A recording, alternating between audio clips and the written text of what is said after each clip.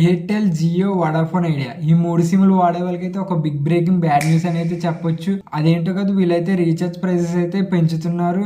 అవేంటో కదా 3 popular plans ఉంటాయి కదా. ఒకటి వచ్చేటప్పటికైతే 349 ప్లాన్ మంత్లీది, ఇదైతే 389కి అయితే పెంచారు. అండ్ త్రీ మంత్స్ ప్లాన్ ఉంటుంది కదా 899, దీన్ని అయితే 1007 రూపీస్కి అయితే పెంచారు. అండ్ ఇయర్లీ ప్లాన్ ఉంటుంది కదా 3599, దీన్ని అయితే 4031 రూపీస్కి అయితే ఇంక్రీజ్ చేయడం అయితే జరిగింది. వీళ్ళైతే ఇలా రీఛార్జ్ ప్రైస్ అయితే హైక్ చేయడం అయితే జరిగింది.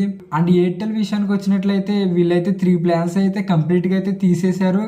అవేంటో కాదు, 299 ప్లాన్ చూడండి, ఇక్కడ నేను సెట్ చేస్తే ఇక్కడ 299 ప్లాన్ రావట్లేదు. అండ్ 579 ప్లాన్ అండ్ 619 ప్లాన్, ఈ 3 ప్లాన్స్ అయితే వీళ్ళైతే తీసేయడం అయితే జరిగింది. ఇదైతే 1.5 GB ప్లాన్స్. ఈ ప్లాన్స్ అయితే వీళ్ళైతే తీసేశారు. అండ్ నా తరపు నుండి సలహా ఏంటంటే, మీకు త్వరలో రీఛార్జ్ అయిపోతుంది అనుకుంటే మీరు 1 year రీఛార్జ్ అయితే చేసుకోండి, $500 సేవ్ అవుతాయి. లేదా రీఛార్జ్ ప్రైసెస్ అయితే హైక్ చేయడం అయితే జరుగుతుంది, మీరైతే ఇబ్బంది పడతారు.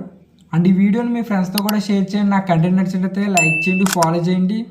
అండ్ ఈ రీల్ని తప్పకుండా సేవ్ చేసుకుని మీకు ఎప్పటికైనా ఉపయోగపడుతుంది.